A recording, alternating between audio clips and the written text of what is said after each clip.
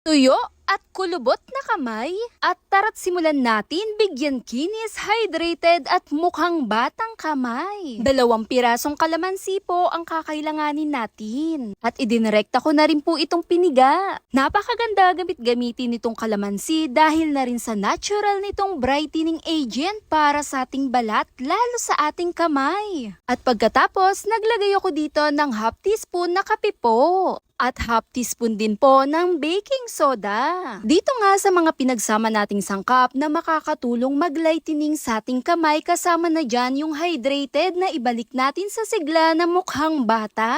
Dahil naglalaman na rin to ng citrus at nagbibigay na pantay na kulay. Kasama na dyan ang pinakakape na nagbibigay antioxidant na mayaman din to sa vitamin C.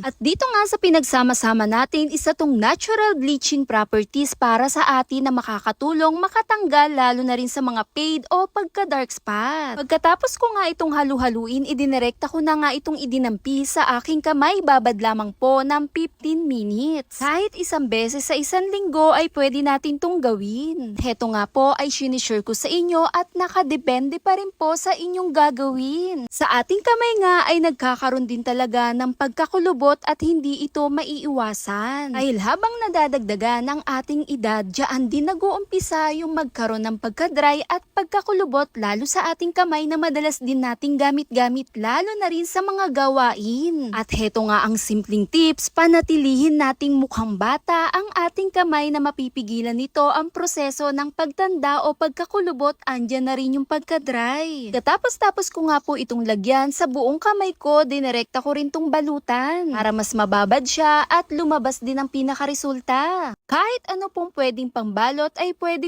po, kahit plastic labo ay okay na po yan. Madalas dyan napapansin nila ang ating edad sa ating mga kamay. Pero ang kadalasan sa sobrang sipag natin dyan napapansin yung sipag sa gawain. Kaya naman hindi maiiwasan yung magkaroon ng kulubot, pagka-dry o kahit ano pa. Marami naman talagang pwedeng paggamitan at pangalagaan lalo sa ating kamay na panatilihing bata, maganda ang ating mga kamay na nagbibigay moisture at lambot. Pagkatapos ko nga itong ibabad, babanlawan ko na rin po ito ng banayan. I-scrub natin siya habang binabanlawan po natin ito at makikita mo yung pinaka-resulta niya. Sa napansin ko, sa naging resulta nito, pumuti ang aking kamay, napakalambot, napakagaan, lalong-lalo na nag-lightening na rin siya dala ng baking soda at yung pinakakalamansi natin. Kasama na rin ang pinakakape na mayaman sa antioxidant. Daig ko pa ang nag-rejuvenate lalo sa kamay. Hit thumbs up if you like this video. Thank you for watching.